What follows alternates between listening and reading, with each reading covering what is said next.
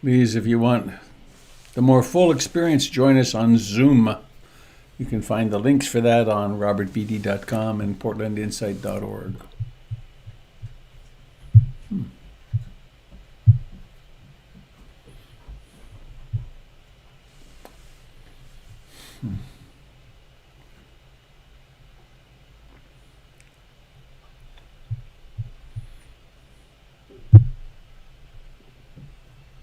Hello, dear Dharma friends.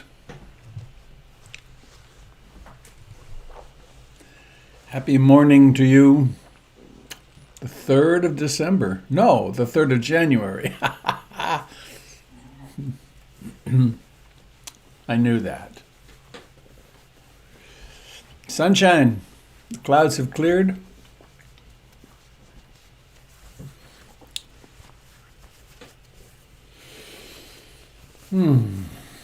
December, January, February, March. Before you know it, it'll be summer.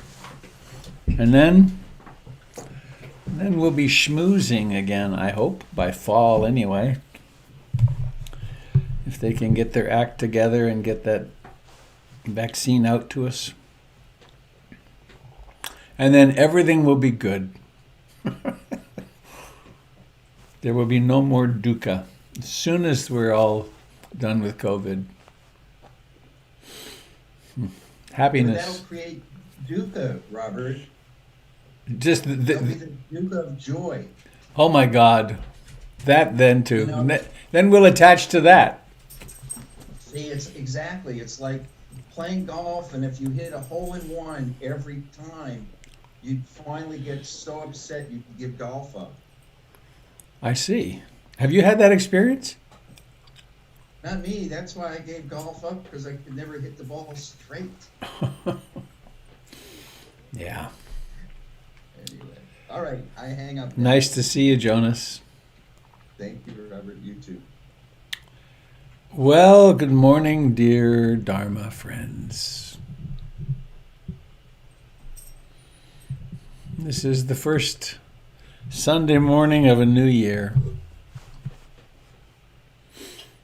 I'm going to focus my remarks later on the Four Noble Truths, the Four Ennobling Truths, as a foundation for the year of practice. I'm Robert Beatty. I'm coming to you from Portland, Oregon.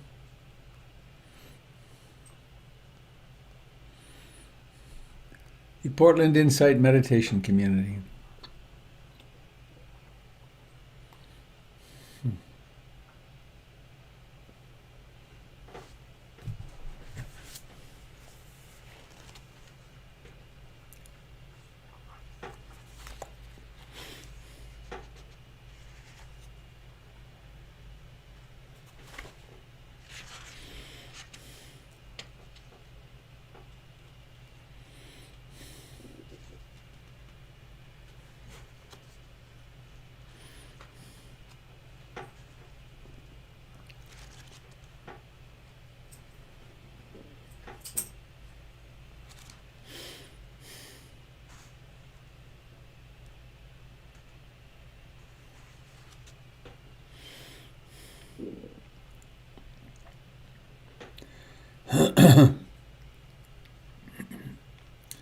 From this little lovely book, The First Free Women.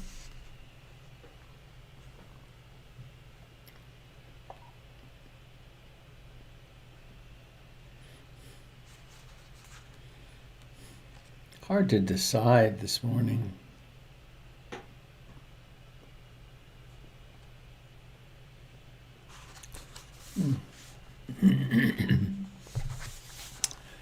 Self-reliant. Look closely, my heart. See how all things arise and pass away. Even that which is turning the shapes on this page into the sounds and thoughts you are right now silently speaking to yourself. When you no longer need to read the signs to find your way, you'll know for yourself that books and maps can only get you so far. There is a direct path.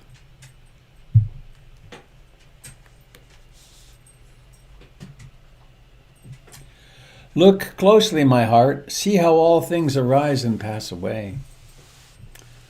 Even that which is turning the shapes on this page into the sounds and thoughts you are right now, silently speaking to yourself. When you no longer need to read the signs to find your way, you'll know for yourself that books and maps can only get you so far. There is a direct path.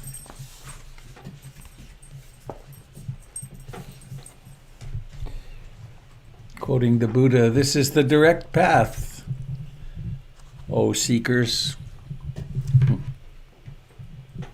to the end of suffering.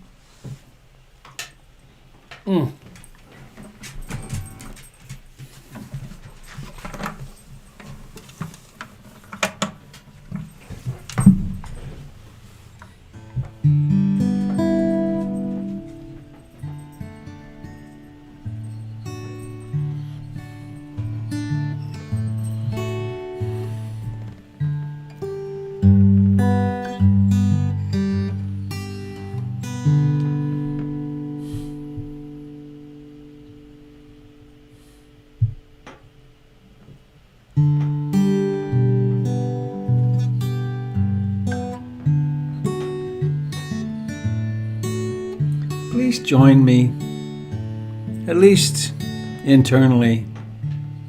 What is the meaning of these refuges? This is so much more than just a little song to sing. It's a revolution in our lives, actually.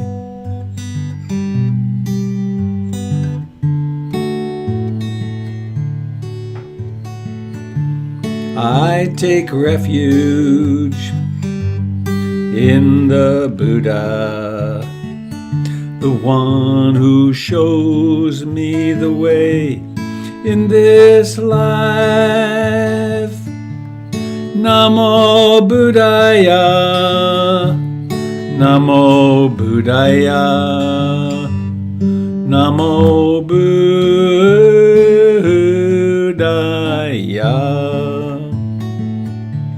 I take refuge in the Dharma, the way of understanding and love. Namo Dharmaya, Namo Dharmaya, Namo Dharmaya.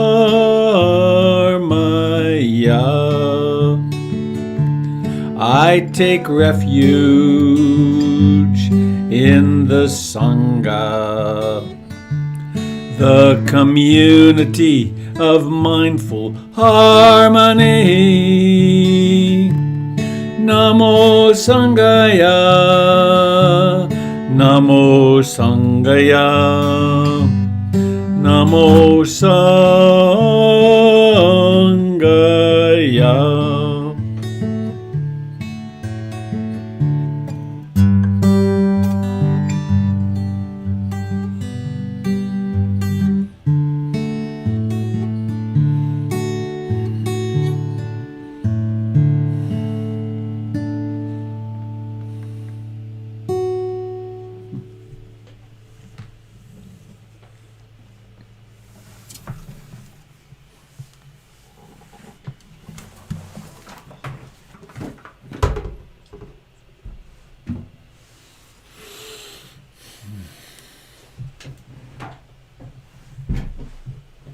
It's sunny outside.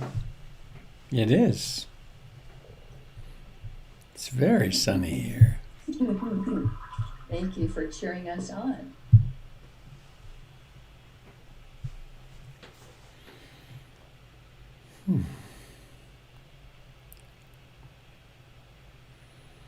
So here we are, right in the middle of our lives.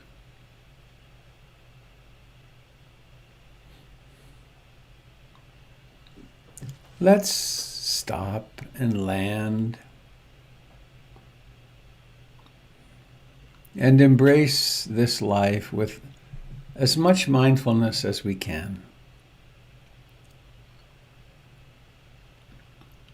with kindness, with compassion.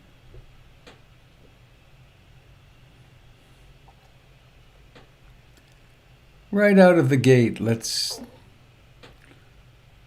remind ourselves of the aspiration to accept ourselves and our experience in this moment exactly as it is.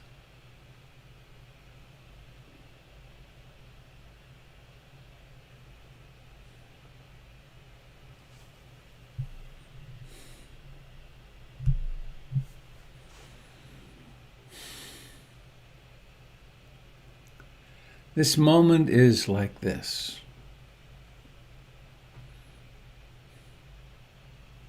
It's kind of remarkable how such a simple few words, how many is it? This moment is like this, or it's like this. How revolutionary a few words can be.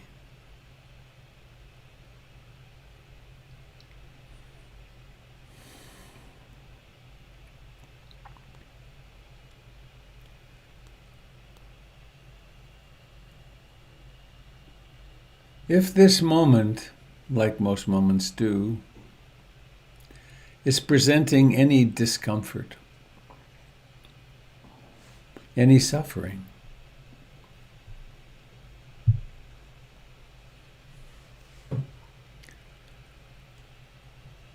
we, in a strange way, turn toward it. We could distract. There are 100,000 things we could do this morning, this moment. Countless entertainments and distractions. But we're going to do something we are doing already, something very odd.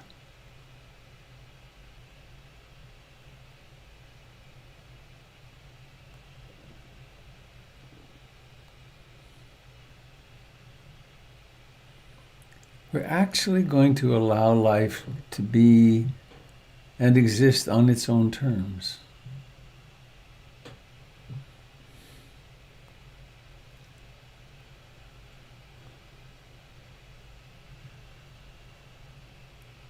We have this intention to just be present.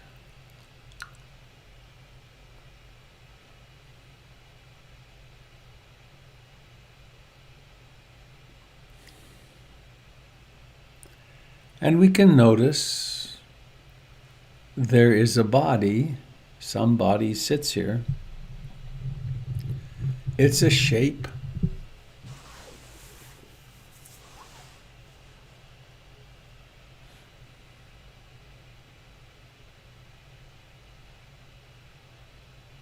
It's alive.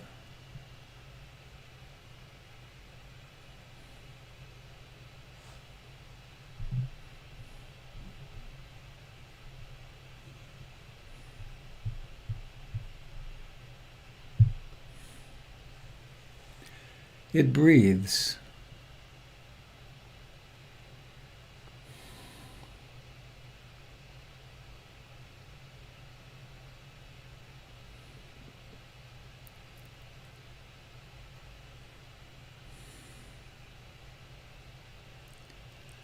As well as the body, there's something else that knows the body.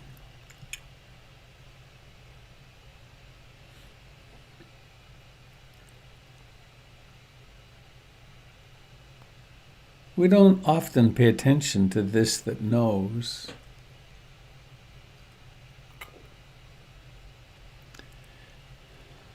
But in this endeavor we're engaged in right now, we're cultivating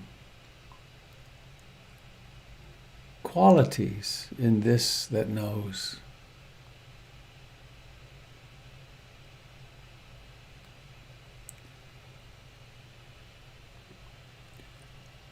The Theravadan, the Pali term for this is cetasikas, mental factors.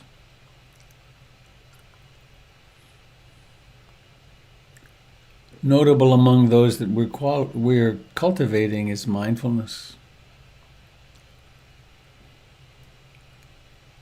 Also concentration.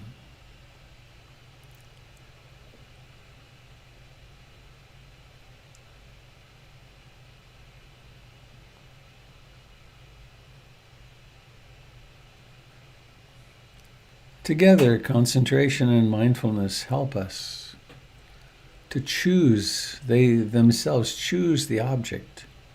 They remember to stay there. Choose breathing in and breathing out. This breath right now.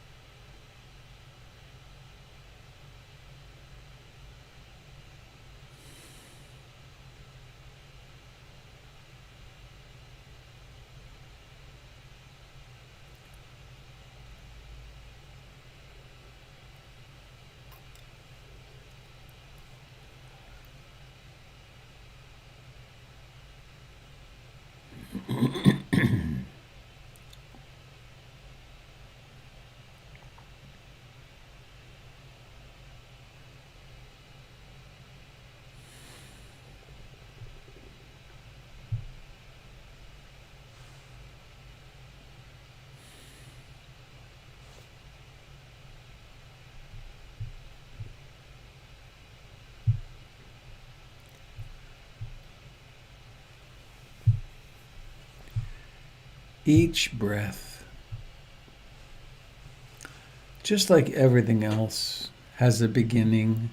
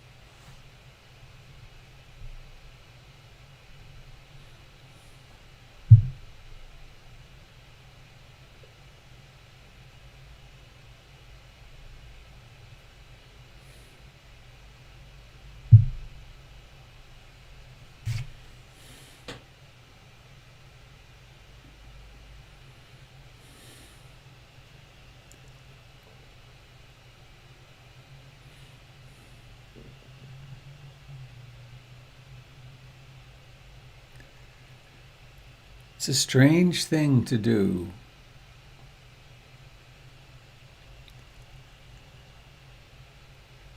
To put aside our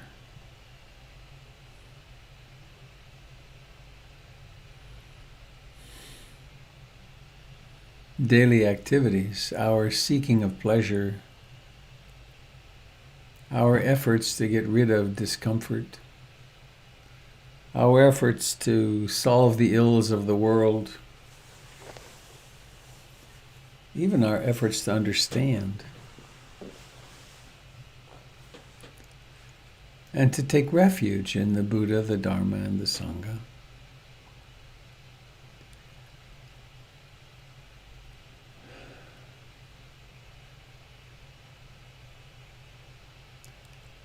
And to focus attention on something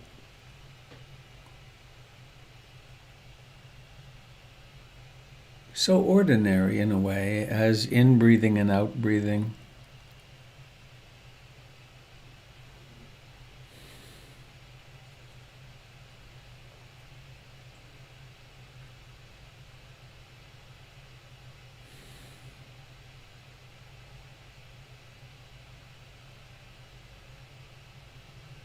And it's the actual sensations that we attend to, not some fantasy, not some idea. We're not doing some special breathing. We're just letting the body breathe.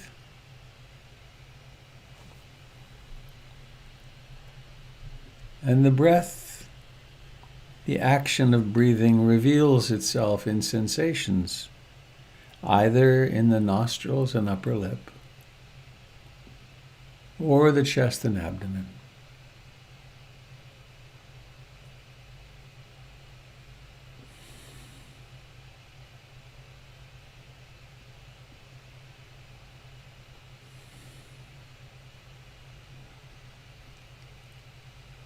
And so let us commit for a while, half an hour or so.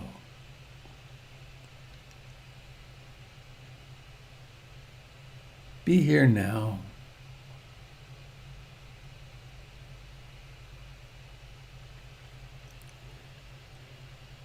Of course, there may well be hindrances, desire and aversion and restlessness and sloth and torpor and doubt. There may be emotions. There may be pleasures. There may be unpleasant experiences.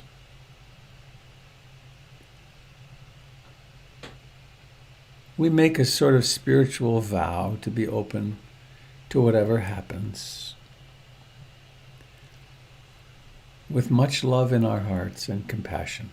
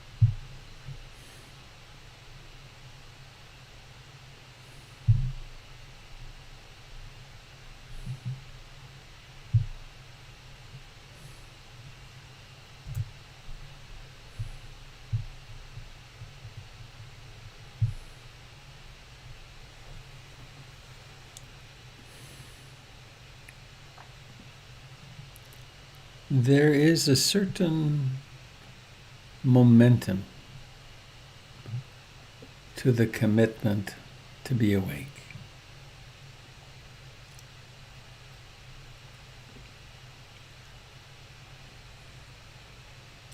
Likely there will be plenty of wandering minds, strange remembrances,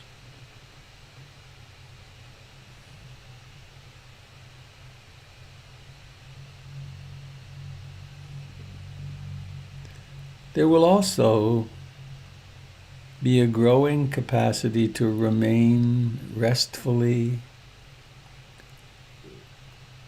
humbly, acceptingly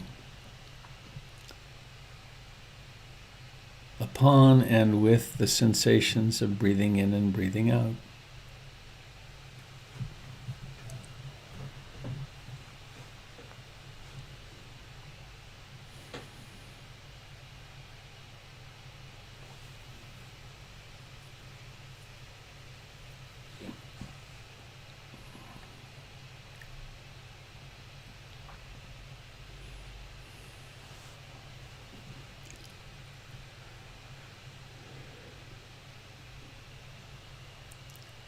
Each of us is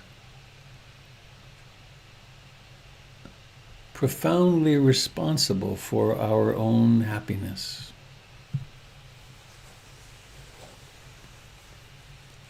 For our own willingness to be here in the present moment and to embrace the moment as it is.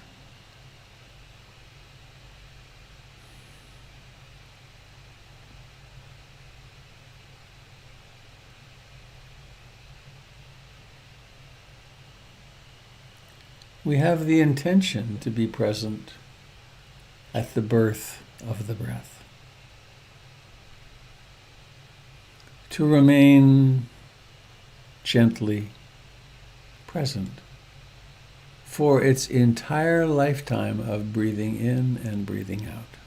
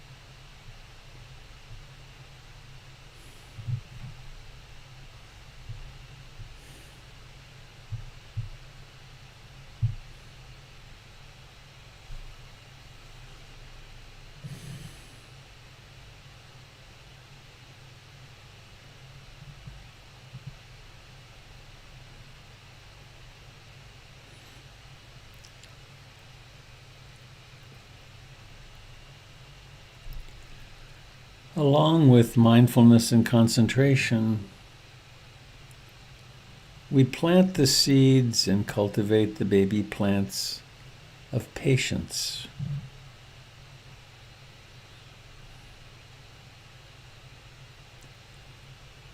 We cultivate curiosity, interest in what's happening in the mind, what's happening in reality.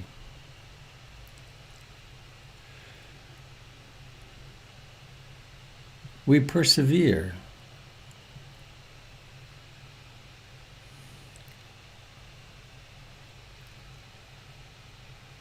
In time, we develop equanimity and can accept what is with more facility than we ever dreamed.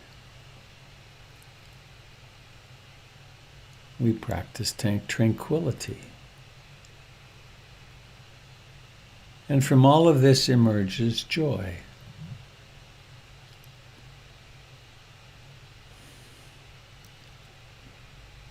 But it's not the joy of seeking pleasure or seeking to get rid of the unpleasant. It's the joy of simple freedom.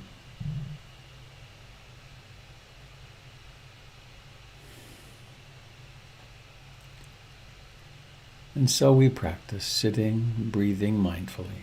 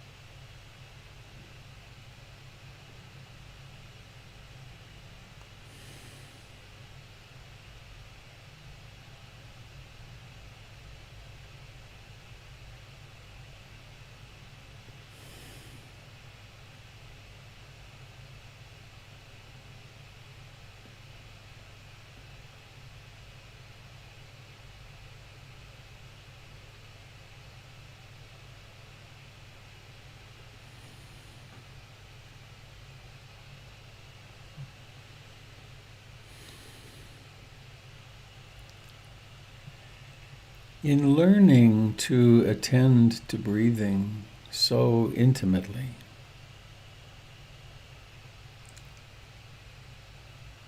we develop the capacity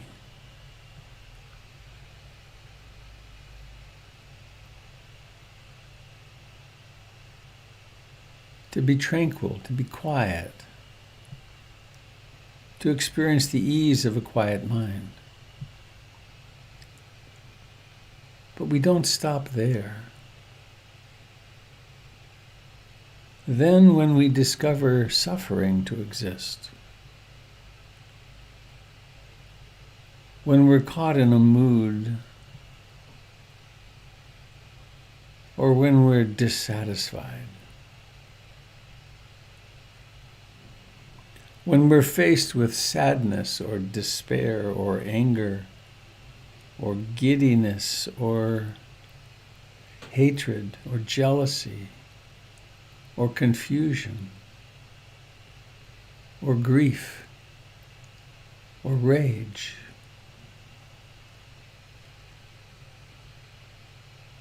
then we have the capacity to turn toward the suffering rather than flee, rather than distract, rather than intoxicate.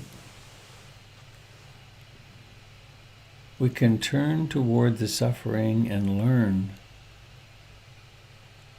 what its cause is, what its ending is, and how to walk the path that sets us free.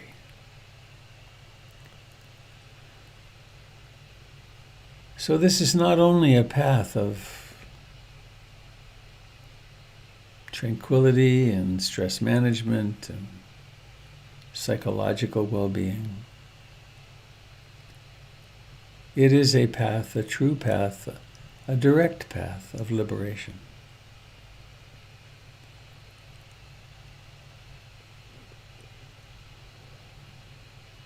A noble path.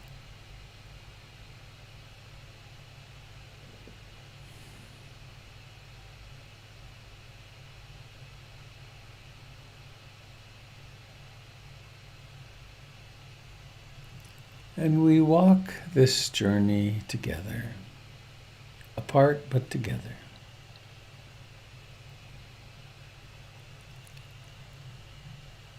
And let's add to our in-breathing and out-breathing a simple statement on the in-breath.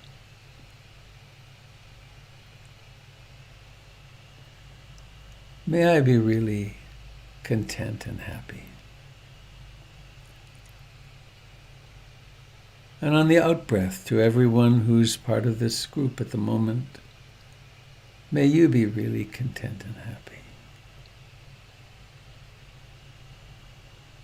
May I be free from suffering, and may you be free from suffering.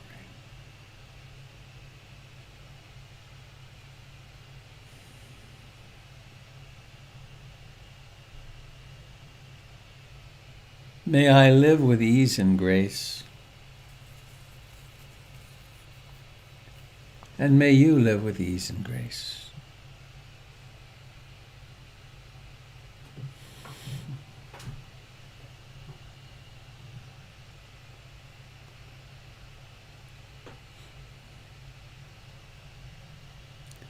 May my life become one great sigh of gratitude.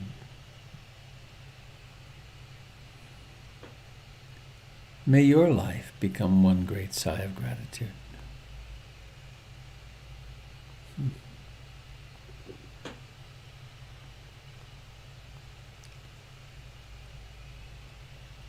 May I, for this entire new year,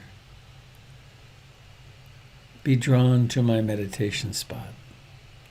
Prioritize my meditation.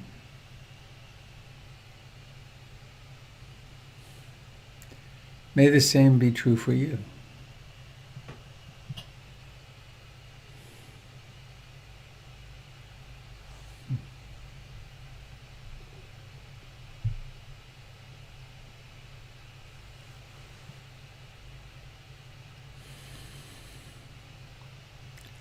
Coming home to the phenomenon of breathing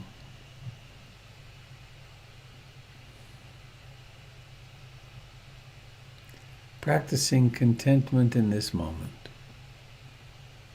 May I be able to accept what is right now. And so may you too be able to accept what is right now.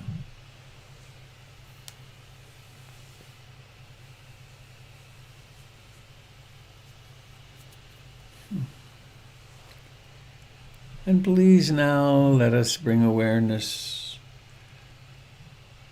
into the entire body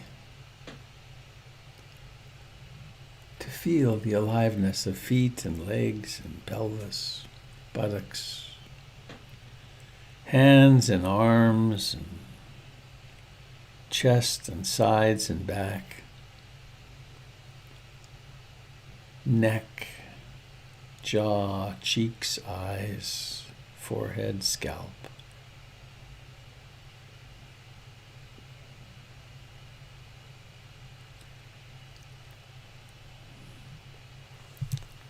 And perhaps remembering on the in-breath,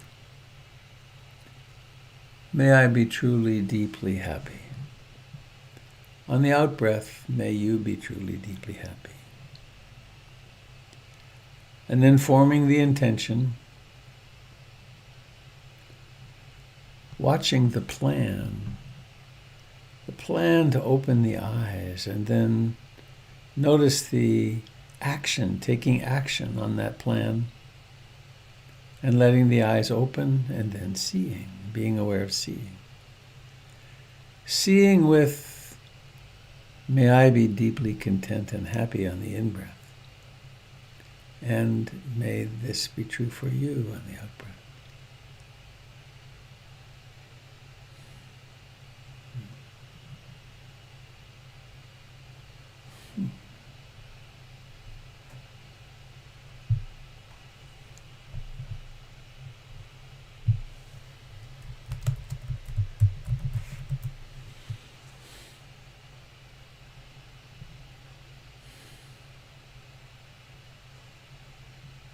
And then remembering to remember that intention.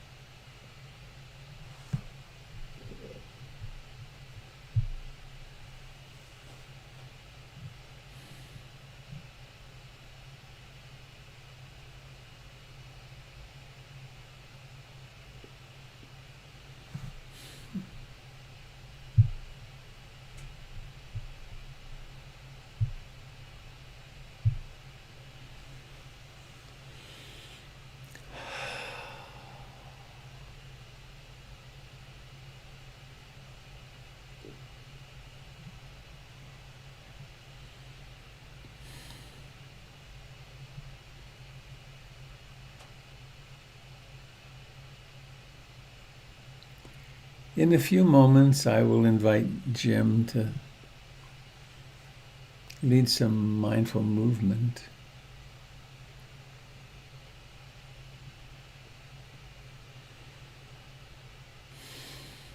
Before then, I have a few announcements.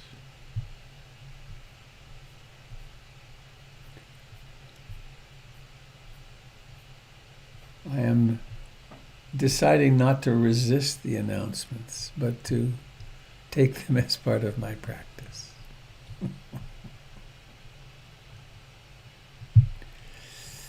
So I think I've got my technology in line. Yes, I think it works.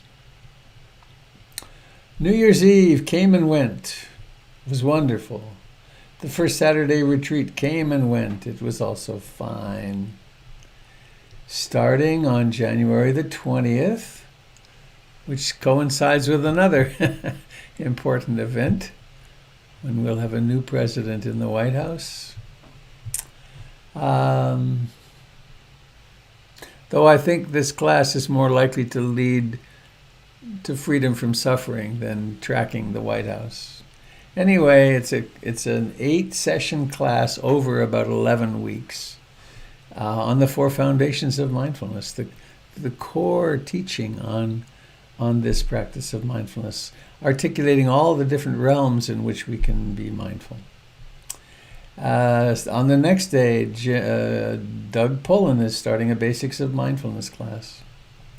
Doug's been doing that for years, and people always benefit remarkably. It's great. And there's a racial justice book circle starting Tuesday, starting January 12th. And then monthly events. Doyle Banks has an NVC practice group. And there's a Qigong day on January the 16th. We're hot, aren't we? With lots of stuff going on. And Gregory, then we have the teachings on the various evenings. And now I want to see if I can do this very slick thing.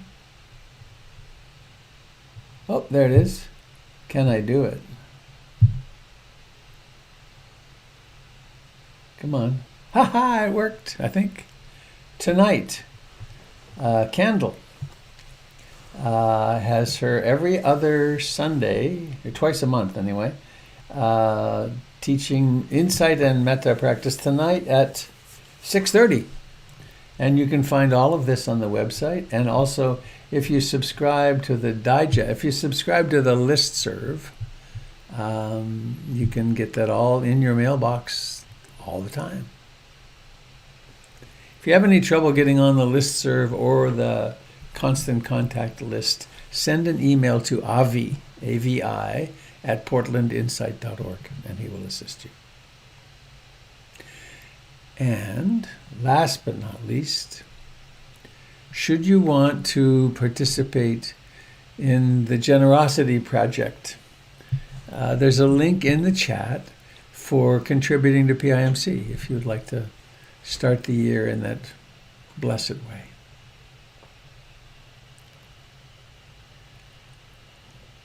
Perhaps we could reflect on the idea of making 2021 a year of remarkable generosity, beginning with giving ourselves at least, let's just be bold. How about an hour a day of meditation?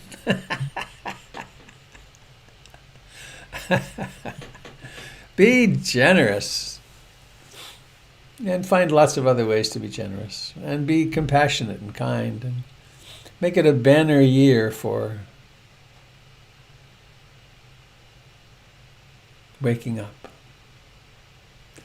So, Mr. Dalton, would you like to take the helm?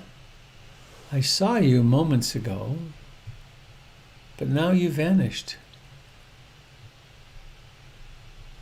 Did Jim disappear? Oh, there he is. Hi, Jim. Oh, interesting.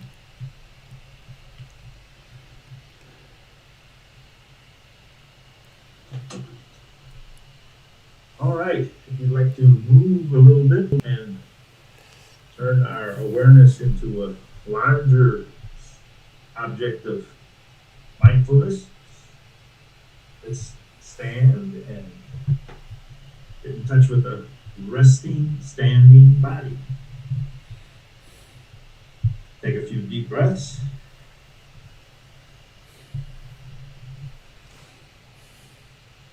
Maybe lift your shoulders as you breathe in, and then drop them, and almost sigh on the way out. Breathe in, lift.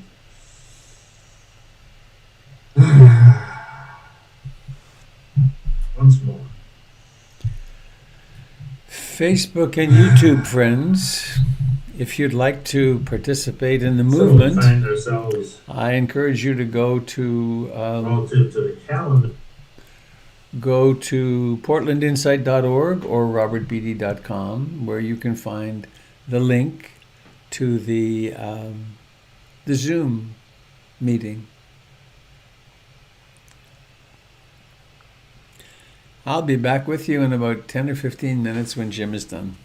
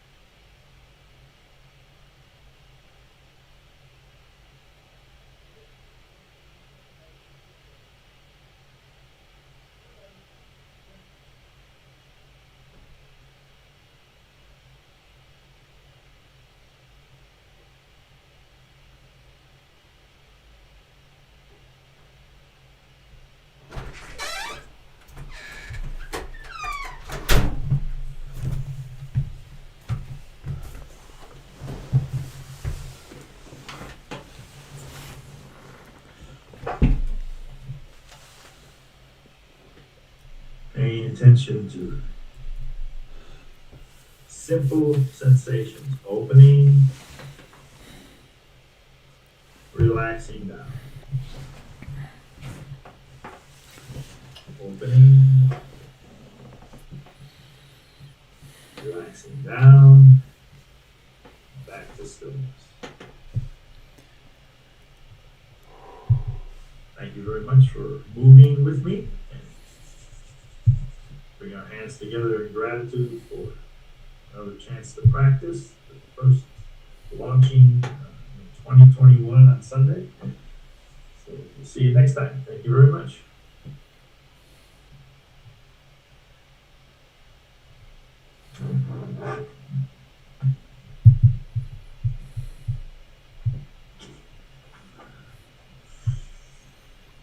Thank you, dear Jim.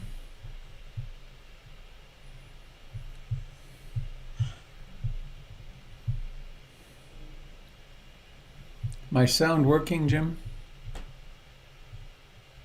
Yes, I can hear you. Good. Thank you. All right. To the gallery.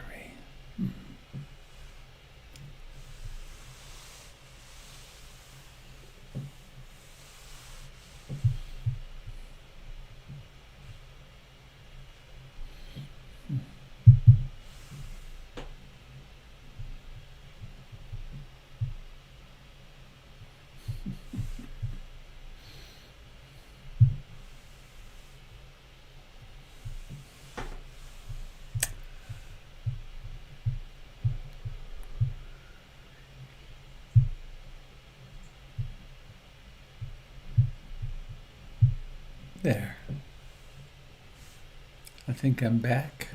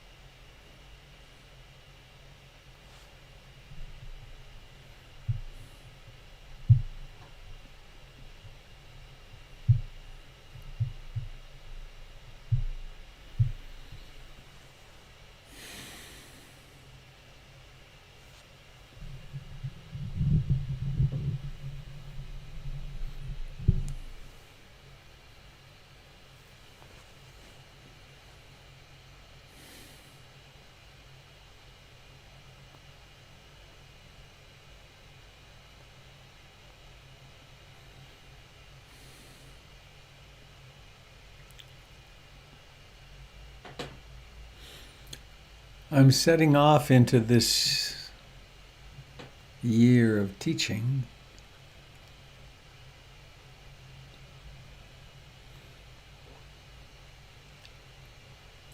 Wondering a little bit, well, what could I do to make it more effective or more useful? And I remember Ruth Dennison's secret teaching to me back in 1980 something at the end of a retreat. I was teaching in Portland here, and I was leading a retreat soon after Ruth's retreat, and I was very anxious that no one would come.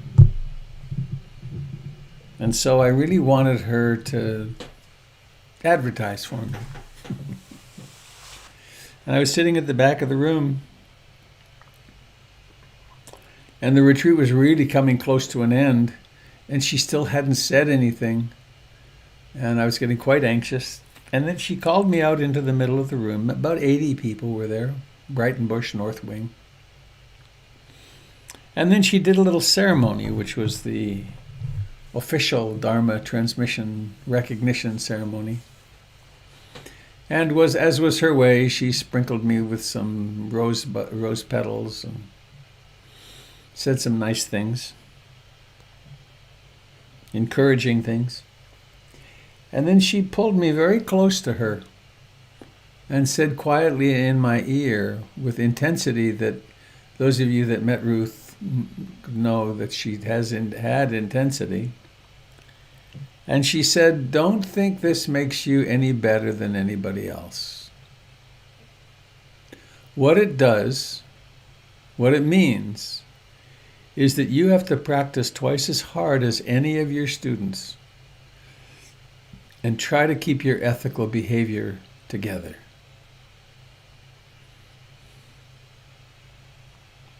What a teaching, huh? So my aspiration is that for this year I will really redouble my efforts in practice, and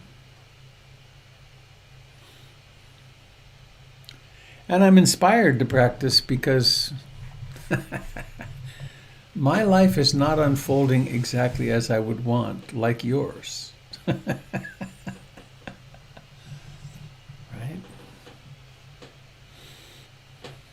There's dukkha. And dukkha comes to us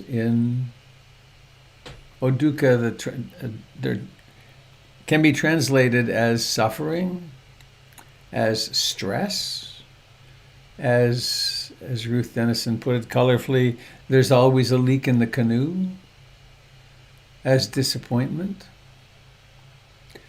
The origin of the term dukkha comes from, if you have an axle, a wheel, and there's a race, and you throw grit into it, that's the dukkha. It's the grit in our lives. I just got distracted again over there. I'm significantly under a giant Douglas fir tree, and over there, just over the house, the wind just blew hard, and there was a flash of bright droplets. The rain dropping out of the tree, quite something. But I'll come back.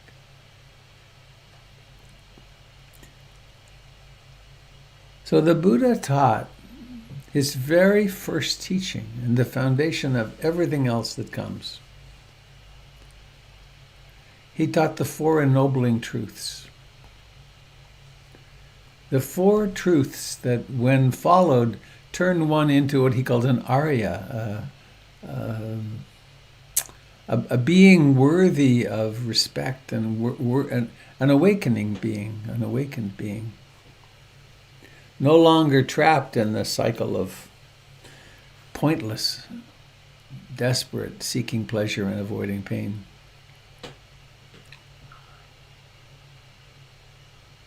It's actually a very instructive part of the mythology about how he experienced his awakening, and then he wondered, who could I possibly teach? And he looked around the world, they say, with his celestial eye, and he saw the 3 men that he'd been practicing with before he decided he wasn't going to starve himself anymore, and before he would practice in a more balanced way.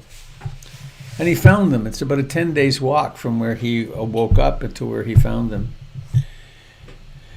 And he went there, and as he approached them, they turned away. It's like, let's not pay attention to him. He's fallen back into the world. He was nursed back to health by a young woman named Sujata. And the active ingredient in the story is that as he approached them, there was something about him. He was very luminous and confident. And then he said to them, "My friends, I found what we were looking for. So have a seat, and I'll tell you." And during that first discourse, it's called the Dhamma Chakra Pavatana Sutta, the putting in motion the wheel of the Dharma, one by one, they got it. They woke up. They've been practicing a long time, and they realized what he was talking about. And that's this 4 Noble Truths thing.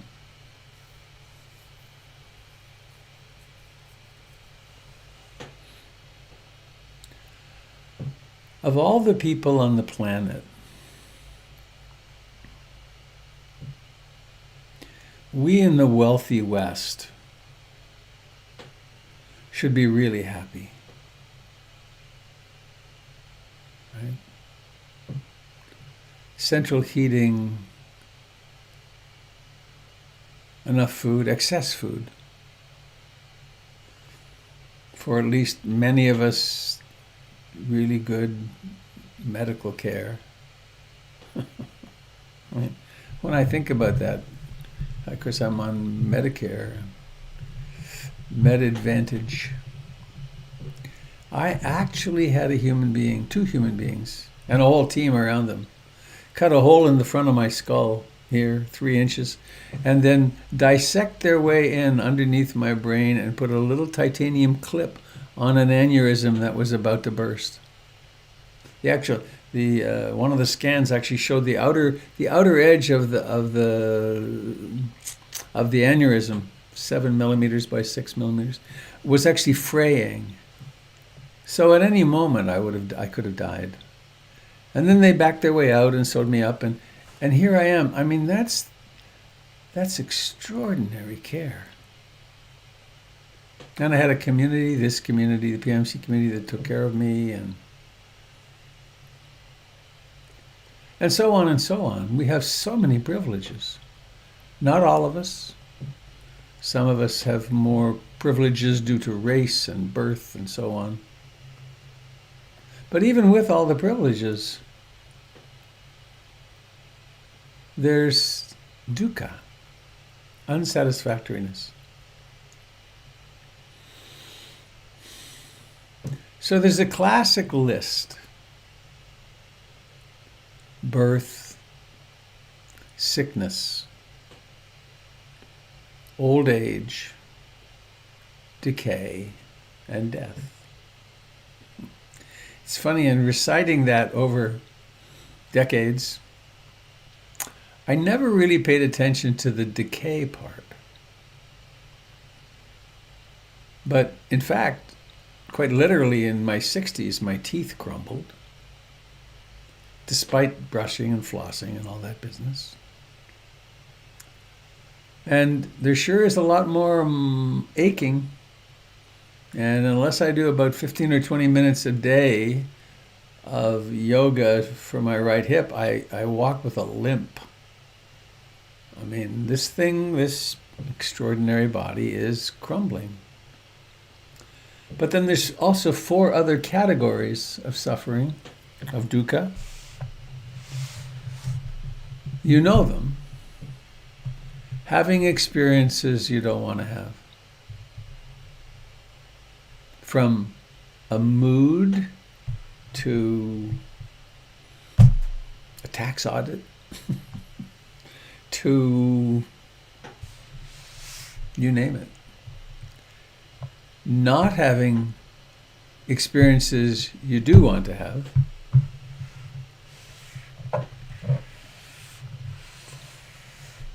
For things to not turn out the way you want.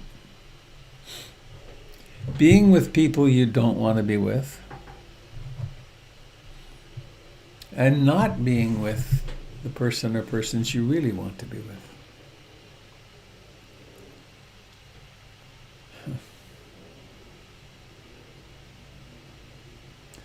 Is there anyone in your life that you'd like to see more of?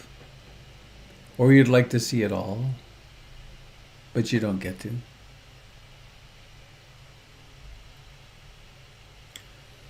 Is there anyone in your life who died and who you don't get to see anymore? Right. So,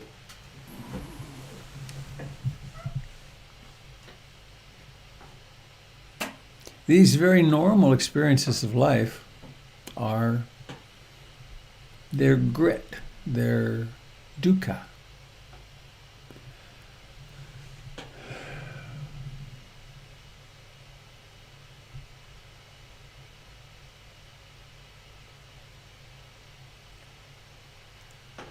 And we go to great lengths to not be aware of that.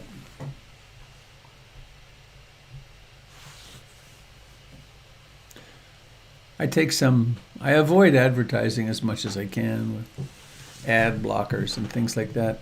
But there's a particular look which goes like this. If I get this new car, I'll be like this. If I get this vacation, I'll be like this. And if you look at it carefully, it's really a weird look.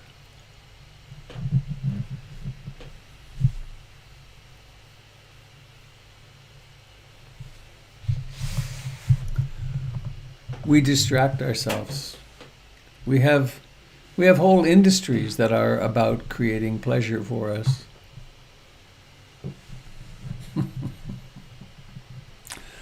I watched the new Wonder Woman movie, and I wanted to be transported. I wanted it to be engaging and inspiring, and it was okay. It turned out it was just a movie. It didn't live up to my expectations, which were astronomical. How could it?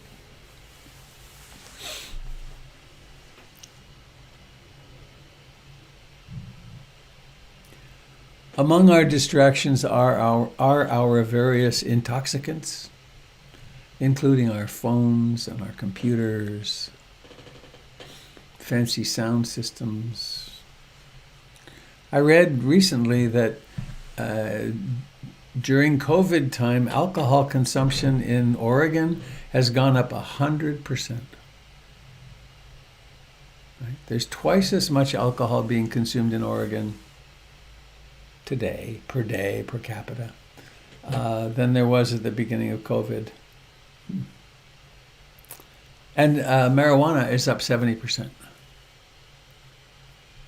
Now, why would that be? Well, our usual other distractions, our other ways of, quote, having fun, have gone away. And there's an upsurgence of awareness of dukkha. Now, the Buddha suggested something really strange, I think. I mean, if you think about it, it's really odd. He taught for 40-some years, rather than turning up the volume on pleasure, saltier, cheesier, faster, brighter, and rather than going to extraordinary lengths to get rid of the uncomfortable, the unpleasant, why not develop a way of being with the dukkha in an unflinching, brave, concentrated, willing way? Now, this doesn't mean we don't do our best to, stay warm, stay dry, stay well fed, and so on. But to question, I guess, to question one of the central tenets of modernity, which is that if you just get enough stuff, if you can just have enough pleasure, and if you can just get rid of enough discomfort, then you will finally be really happy. Which is why all the very, very, very wealthy people in the world are so happy. Not. Why? Well, they still have birth, sickness, old age, decay, and death. They still have marital strife. They still have children who get involved with drugs. They still have experiences all day, every day they don't like, and they're not having exactly what they want, because it's the human condition. So,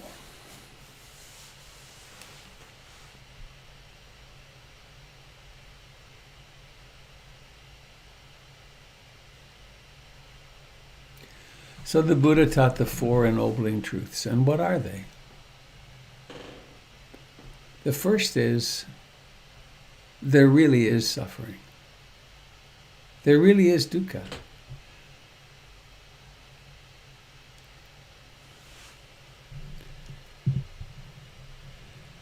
And there's dukkha no matter what political system we live under. There are political systems which are more horrible, much more horrible than others. But even in the most highly functioning democracies, and oddly enough, the American democracy is not, quote, the best in the world. It's one that's actually in grave difficulty right now, isn't it? But political change isn't going to solve the dukkha issue. It could solve some big problems, but we'll still be left with our own birth, sickness, old age, decay, death, and so on. So what if we were to embrace a notion that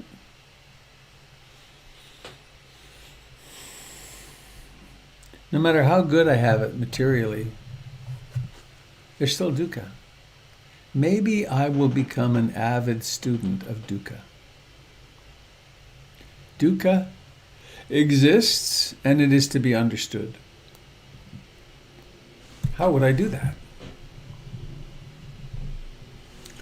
Well, I would train myself in mindfulness and concentration and the other enlightenment factors. I would acknowledge the fact that there is suffering from craving, from wanting. There's suffering from not wanting. There's suffering that arises from restlessness and agitation, from sloth and torpor, and from doubt.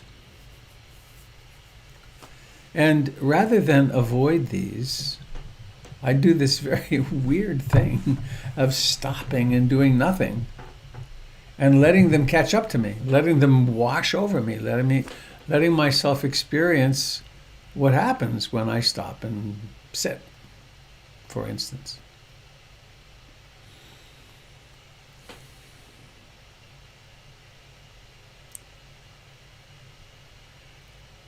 And so we use our meditation to develop stability, to develop awareness,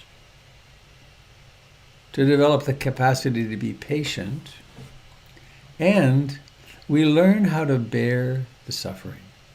We get curious about it.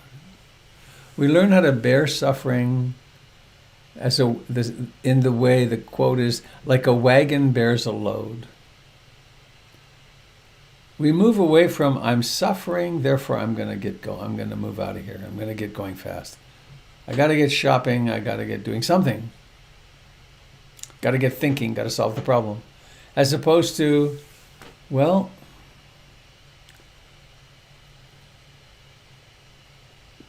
my back is hurting. I've done my stretching.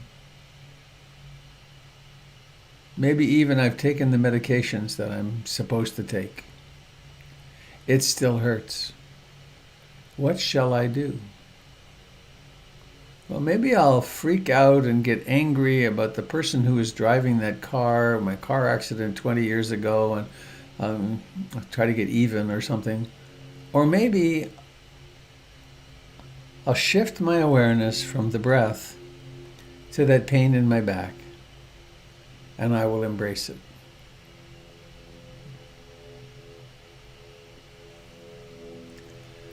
I had an experience a long time ago of when I worked in hospice of visiting a man who had metastasized cancer into his sacrum and low back. And literally, quite literally, his bones were exploding from the inside out. And they were doing radiation and helping him a lot. But he was on a lot of medication and one of those fancy pumps. And the day I went to see him, they lowered his medication so he could be conscious. And when I walked in the room, he was writhing in the bed, just. And so I did a very simple meditation with him. I asked him if it would be okay if I breathed along with him. And so I started breathing with him. He was breathing rather fast. So I was breathing every second breath, and I would breathe in with him, and then on the out breath I'd go, ah. And so I got him paying attention to his breath. And he calmed right down. It was remarkable. And about half an hour later, when I finished, he turned to me so beautifully slowly and said, "Young man, that's the only thing that's ever worked." And he proceeded to keep his medication reduced by half until he died. Because he learned how to do something else. He learned how to turn toward it. I also shared with him a poem, kind of a poem from Teilhard de Chardin, a Catholic mystic of the 20th century, where it's a poem in which one recognizes that it's in those last moments when I've lost control of myself and when that which is to take me away comes to me, let me remember it's your fingers, God. Let me remember it's your fingers that are setting me free to be within you. So he had a context to make sense of it as well. But that's a pretty strange thing, isn't it? He turned toward it and softened and quit fighting it, and his suffering went down a lot.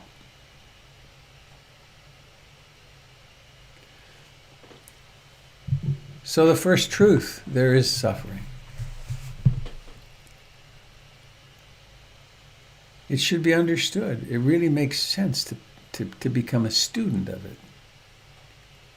And then there's the realization at some point that I do understand it. There's a shift happening in my life moment by moment where I'm willing to consciously suffer. Now, it's not masochism. In fact, if the teaching stopped here, it really would be. It's like, well, that's it. This is the grim side of Buddhism and life, so let's go to the bar. But there's a second ennobling truth. When we have the wherewithal to actually stop and pay attention to the way we're suffering, to the actuality of suffering. And this isn't an intellectual process. This is an experiential process.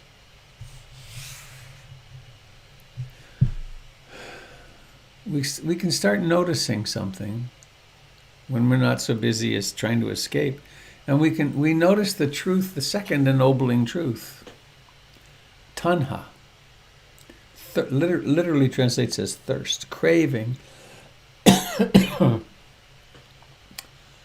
So rather than simply bearing the suffering and fleeing and trying to flee, in this instance, we turn toward it and then we sort of ask ourselves the question, what's causing the suffering?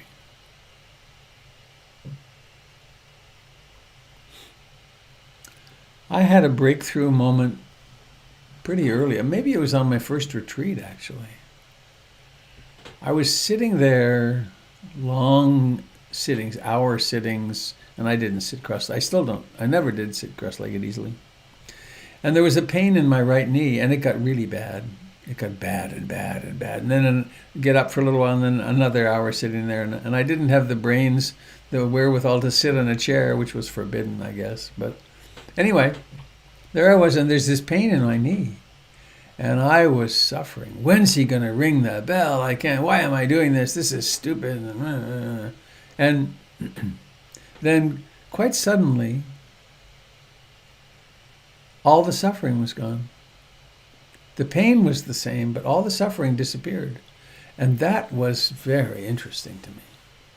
What happened? And then boom, it was right back. And then sometimes my mind would wander and I'd be off and then I'd realize both the pain and suffering gone when I wasn't present for it. And then it was with a teacher named Goenka. He explained, the pain is not what causes the suffering. The suffering is an attitude of the self which says it shouldn't be like this. Now, for survival purposes, it really makes sense and it's very helpful that we react to pain like that. If we get our hands in a flame, we whip it out quickly because we would get burned and then die. But this is beyond that reflexive, normal survival stuff. This is learning how to set ourselves free from suffering. Fred Luskin, in his book Forgive for Good, coined a nice term, which is that we have unenforceable rules. My knee shouldn't hurt. My knee shouldn't hurt, and damn it, I'm not gonna put up with this. But what if it does hurt?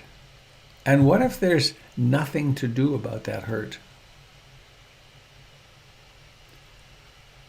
Then there is something to do meditatively, which is to notice there's this tanha, this craving, which is, I want more pleasure.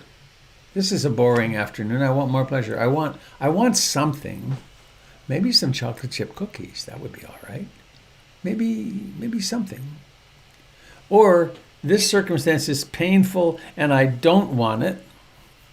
Or, and there's the third one, which is a little more subtle in a way, which is this moment is unacceptable. I want to become something else. I want to become a person who's not in this moment. So we lean into the future and we avoid what's real. So, what if we are meditators and we're developing the capacity to have a mind that will be concentrated and aware and curious and persistent and tranquil and so on?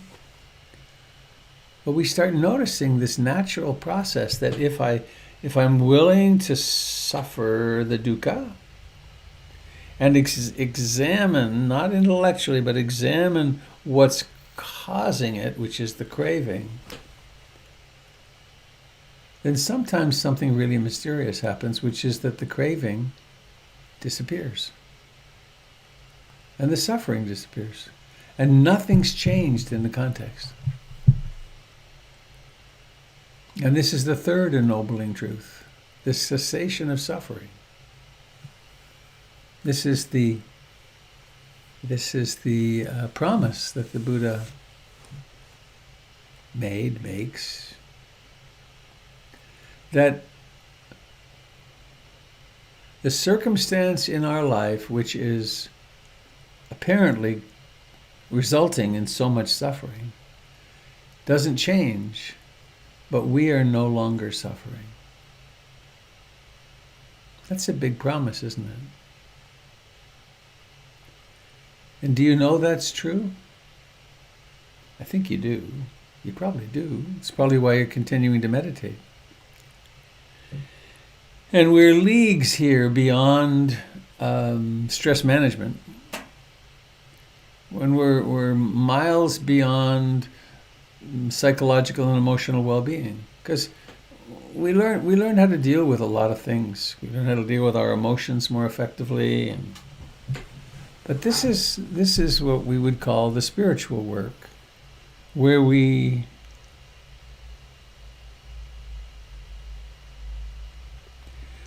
are actually awakening to that which we really are. I want to go somewhere else before I do that. So, and then there's the fourth ennobling truth, which is the Eightfold Path. How to actually practice this. And I forget, it was one of the things the last couple of days. I've been doing a lot of teaching in the last 36 hours. But I was talking about how I was in conversation with my wife Jennifer, and saying humorously in a way, again, I'm starting to get this. It's starting to really make sense. And the Eightfold Path is so extraordinarily elegant. Every piece of it ties in perfectly with the rest. We start off with an hypothesis, which is the Four Noble Truths, Four Ennobling Truths, and the three characteristics of existence, and the truth of karma, and then we move on to skillful thinking and aspiration. What is it I really want to be when I grow up? Well, I'd like to be loving and compassionate and wise. And then how do I make that happen? How do I operationalize that? Well, I practice moral and ethical behavior, and I'm conscious of my speech and killing and sexual behavior and my relationship to generosity and greed. and also to intoxication. And then, how do I make my livelihood? Is it in keeping with can I keep the precepts? And then there's the meditative part. What efforts can I make, and how do I develop concentration and mindfulness? It's such a perfectly honed mechanism for actually coming back around the cycle to not only not believing, I believe in the Four Noble Truths, but knowing that the Four Noble Truths are as real as gravity.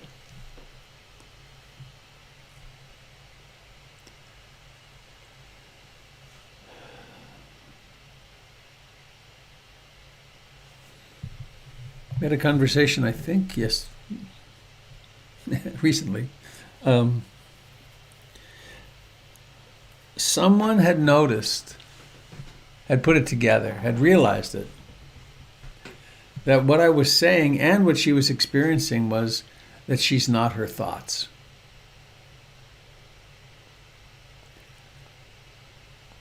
That's a huge breakthrough. Because in our thoughts, there's so much suffering. And to simply have the capacity to notice, well, here's the breath. It's breathing itself. And then here are these thoughts, and they're breathing themselves. And there's so much suffering coming out of these thoughts. Maybe that suffering is unnecessary. Maybe if I could perceive thoughts as thoughts, then I could rest here and accept that my personality is kind of crazy. But fortunately, it's not personal. That's a strange way. Isn't that a weird way of talking? My personality isn't personal.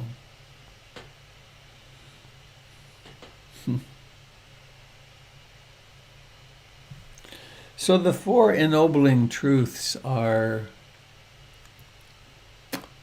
pretty straightforward and practicable.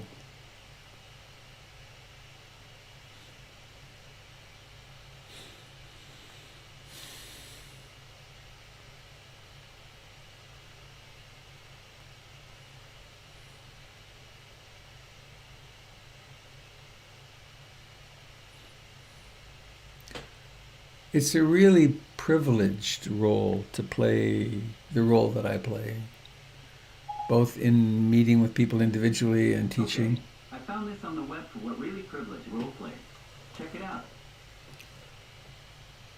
My iPad is listening to me, and it just looked up privilege in role play.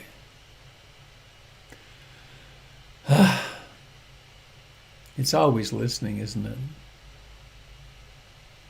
Jennifer had an experience recently of being with a friend, and the friend had Alexa, and they were talking about vacationing somewhere, I forget where, and Jen went to her computer a couple of hours later, and there was an ad for a vacation there. That's how into our lives they are. But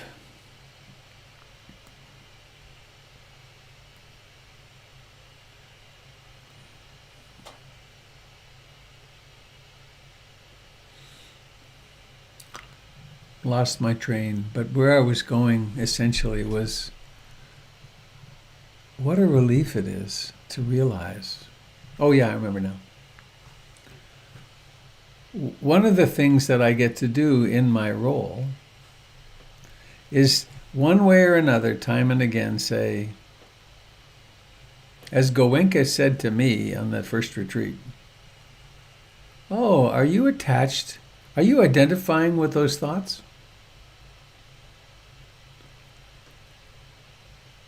And sometimes that's enough that a person will go, oh yeah, I am. Huh, that's interesting. And then there's relief. Because fundamentally, we're not our thoughts. We're not our feelings. We're not our emotions. We have to own them, and we have to do maybe the therapy we do to overcome the traumas and so on to become somebody before we can become nobody. It's true, we do have to develop that. So one more thing. This can sound kind of complex, but it's really not. I'm sitting in meditation and my heart's a little broken over something. Or I've got a toothache, or some desire comes up.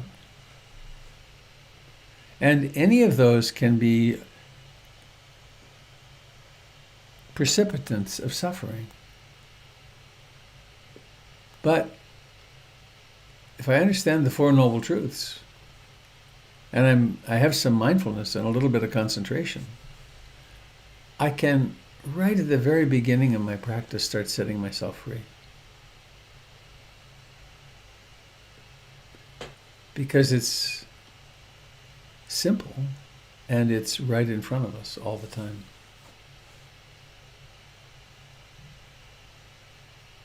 So there is suffering. It should be understood.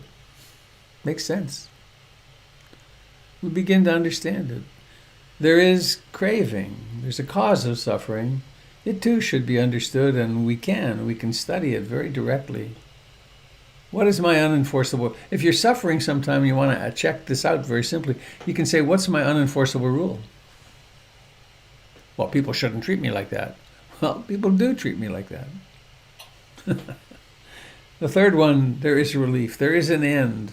Suffering stops. There is nirvana, which isn't another planet. It's the quenching of suffering. And then, oh, that's true. And that can be understood. And I'm beginning to understand it. And then there's the Eightfold Path, which over the next days, weeks, months, years, we can realize, whoa, this thing works. This is not a theory. This is not, well, it is the theory, I guess. But it's a very good guide to actually realizing that we can be happier and happier by accepting reality. So that is, I think, what I wanted to say.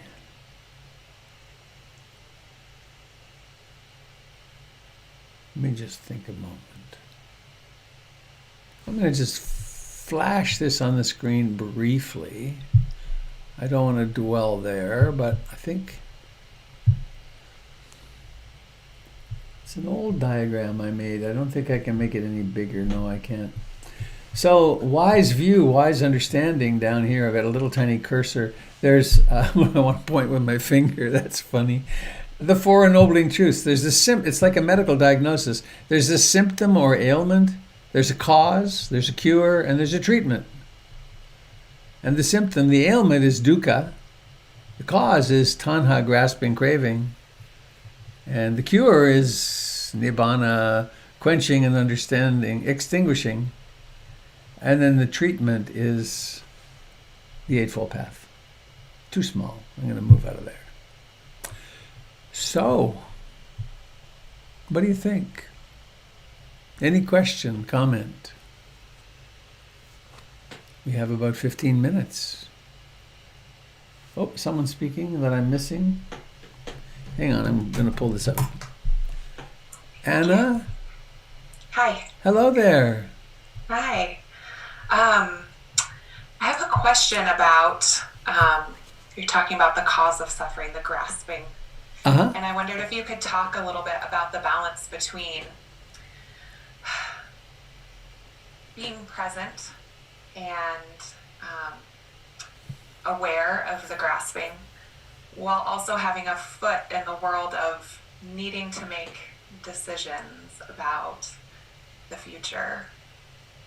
It seems sometimes those things are at odds of trying to be present, but also recognizing that there's a world that we're living in that is time-based, and it's in the world of forms, and we do have to make choices. Yep.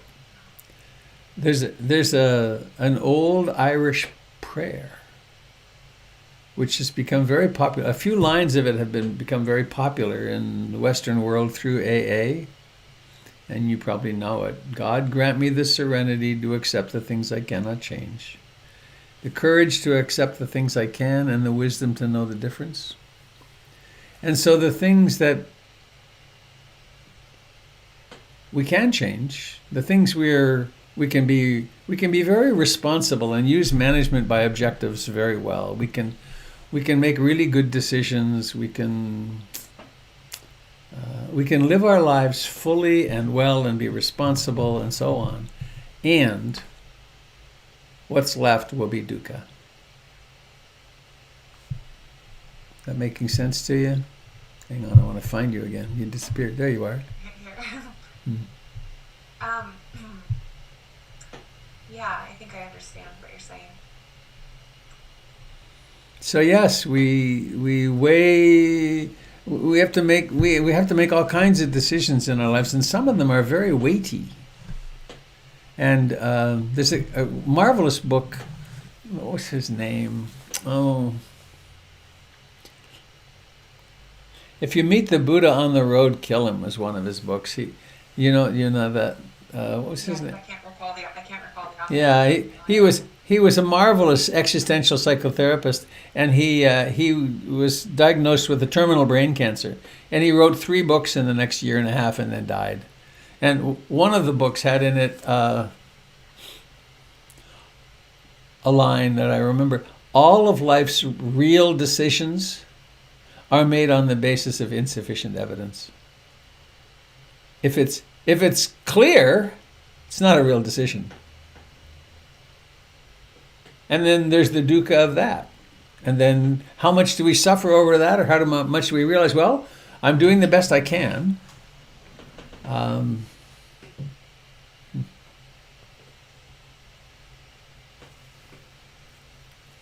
had a fine conversation with a young woman recently who was on the brink of diving into a relationship, and she wanted some certainty.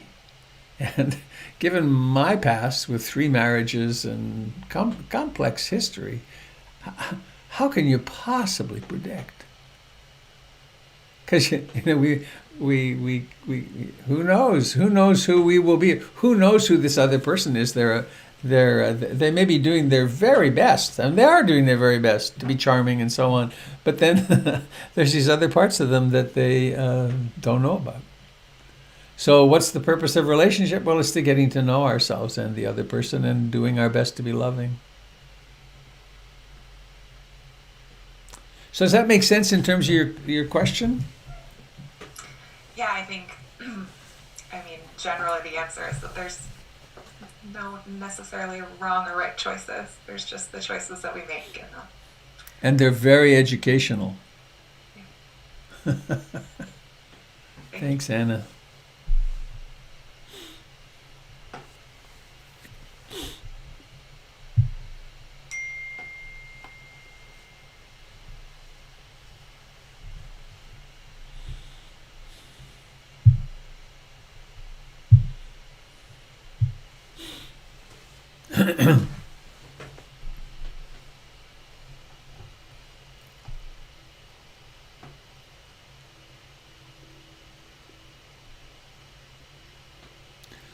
I just had another thought relative to that.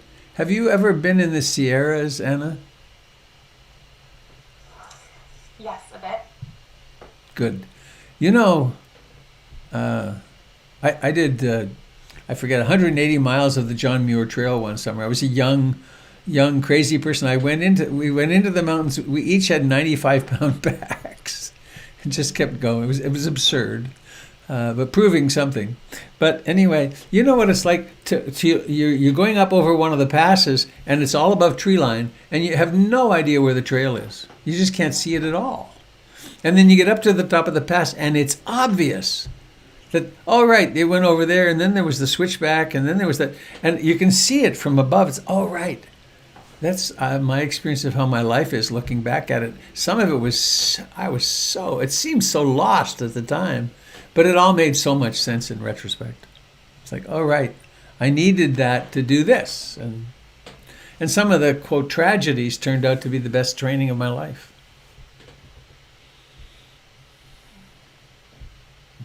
I like the metaphor of the hiking above timberline metaphor. Uh-huh. I grew up in the Rockies, so that's a good resonant one for me. In Colorado? Yeah. Oh, nice. Lucky you. Very. Anybody? Yes. Hello, Joan. How does patience play a role in this whole thing? And is something like a silent meditation or silent retreat a good idea when you're just starting this whole process? I know that I so enjoy your guided meditations. Uh-huh. Wondering if I went on a silent retreat 2 days or something, which a lot of people have recommended, would that be too soon, too fast? And that's where I'm saying the patience. How does patience? 2 days, nothing. Why don't you come on my next 12-day retreat? Let's just dive in. Jeez. Aside from being silly, I'm not sure what you're actually asking. Where does patience come from? The thing is that when you're on a silent retreat and these things start to come up, Yeah. it's very panic. And that's where possibly patience would work to help you acknowledge that you're maybe not quite there yet and being able to accept it. Yeah, well, patience arises from one source, consciously suffering impatience. That's its birthplace is impatience. And so you come on a retreat and you put aside your phone and books and conversation, and all you've got is you and the community to support you, and hopefully a teacher who's competent who can talk with you as needed. And then it's the middle of the afternoon, and you're bored to tears, and you're maybe getting angry, and why did I come on this? And all that is happening, and then you suffer it really consciously, and then it's evening, and everything's different. So it really is. It's a marvelous breeding ground for patience. That makes sense? Yeah, yes, it does. The panic that sets in. You're panicking. You're great. So if you were panicked and it got really a lot and you came and talked to me, I'd say, why don't you go walk around the lake?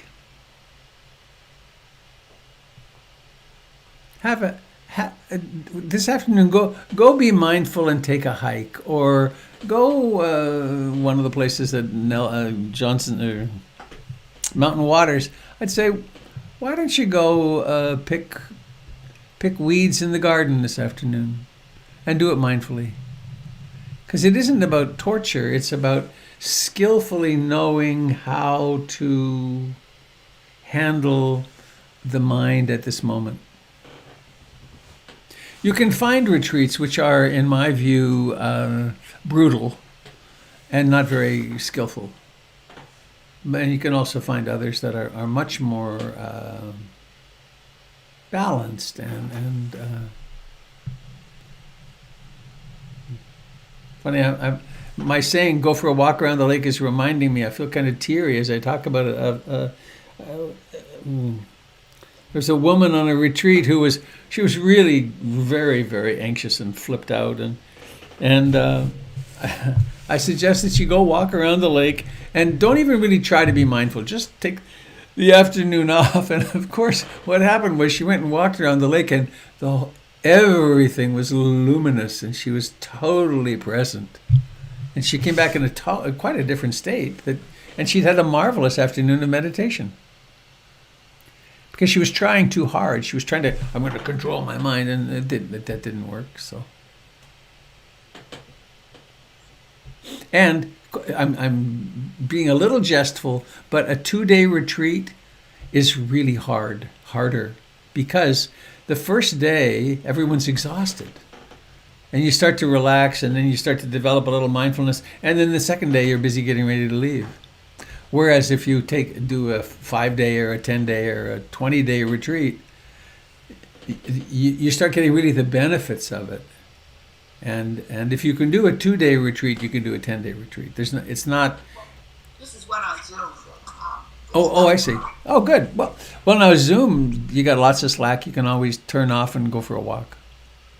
Yeah. Oh, do it. Do it soon.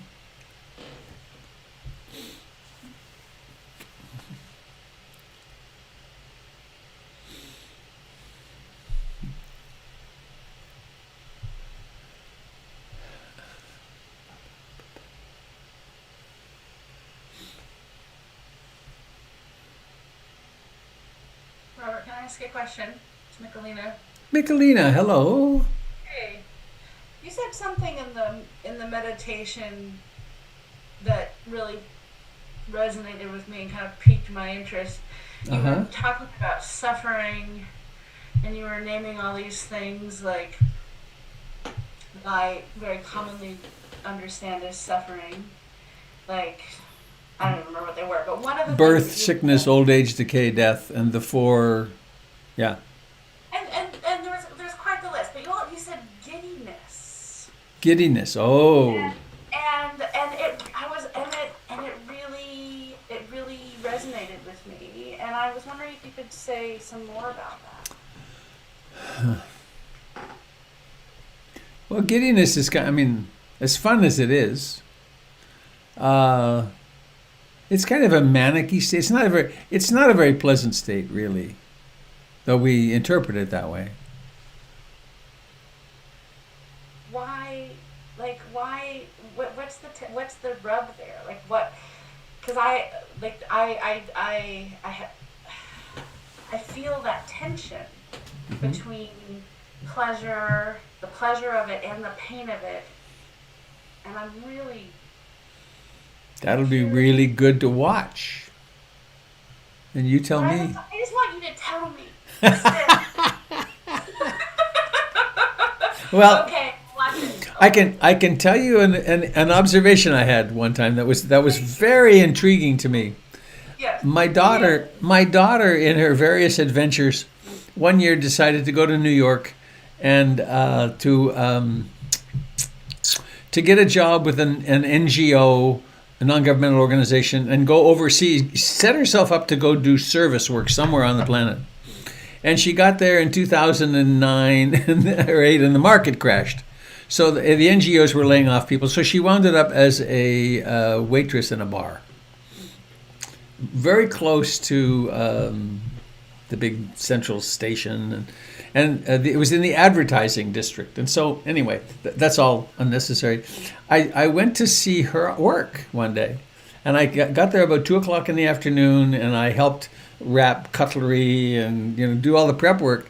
And then around 4:00, people started coming in, and they were long-faced, unhappy people. And then they started drinking. And more people started coming in, and they started drinking. And the manager kept turning, the sound got so loud, the manager kept turning the sound up. He was in control of that. And after a while, they were so happy. And they were happy in the giddy sort of way. And I participated in such a thing in my life, of course, but I'd never really watched. And the pain that they walked in with was right there in the giddiness. But it was in the raucous humor, and it was quite an avoidant thing and a cover for what was happening underneath. So. Yeah, thanks. And I don't think we need alcohol to do that process necessarily.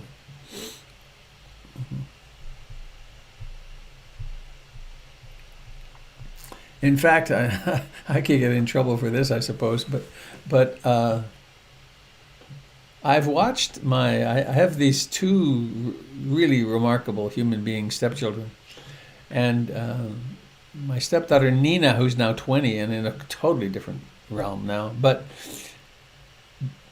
driving those girls around, the giddy laughter it's like I could not make any sense of it. What is funny about any of this? But they were just off the wall. And at one time there were 10 or 12 of them in the same room, and they were all doing that. And what is happening here? Am I too old to understand? But it was something happening. Okay. Well, time to end soon, but I want to just check and see, is there anybody sitting with something you'd like to share or ask before we go?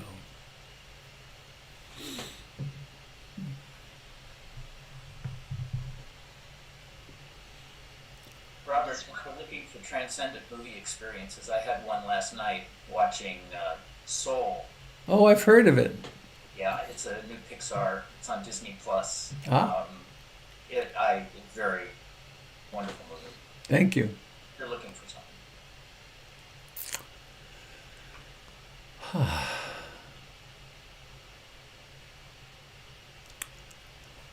All right then.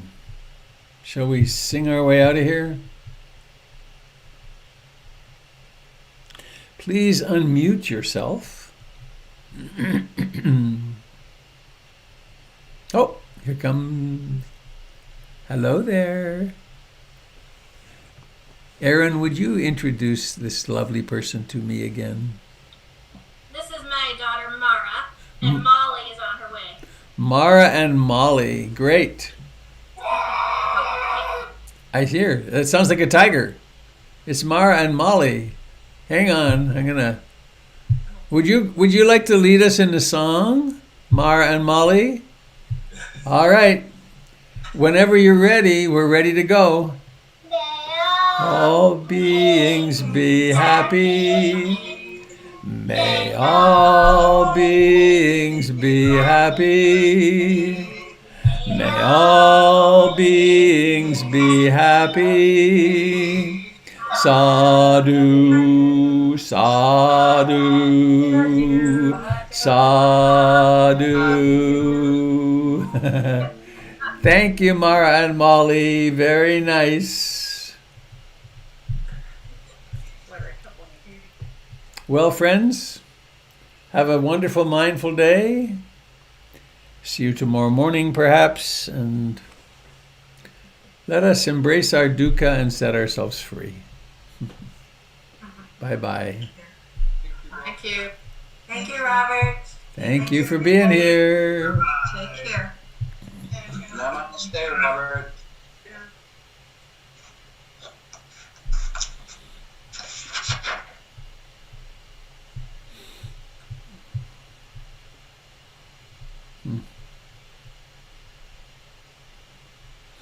It's fun watching everyone vanish.